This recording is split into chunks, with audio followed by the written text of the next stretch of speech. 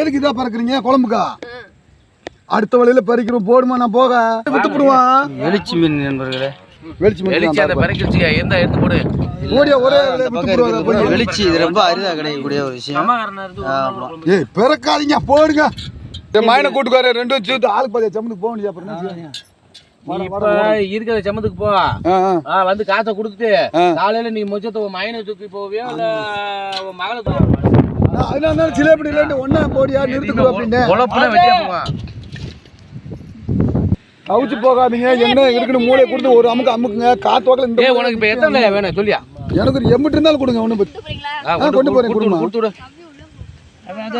கொடுங்க தெராசா நேயர்களே, நீங்கள் பார்ப்பது வெளிச்சி மீனுங்க. இந்த மீன் நானே பார்த்து ஒரு 30 வருஷம் ஆச்சு. 30 வருஷத்துக்கு அப்புறம் இன்றைக்கி தான் இந்த வெளிச்சி மீன் அப்போ கண்ணில் பார்க்குறேன்.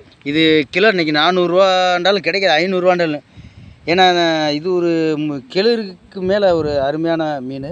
அது இன்னும் பெருக்கணும் ஓரளவுக்கு பொடிசாக இருக்கும். அப்படியே அள்ளி சாப்பிட்லாம், குழம்பு வச்சு அப்படியே சாப்பிட்லாம். இங்கே பாருங்கள், நானே இந்த வெளிச்சி மீனை பார்த்து ரொம்ப நாளாச்சு. 30 வருஷம் இருக்குங்க. 30 வருஷத்துக்கு அப்புறம் இன்னைக்கு பார்க்குறேன். மனசு ரொம்ப சந்தோஷம். இப்படி போடுவான்.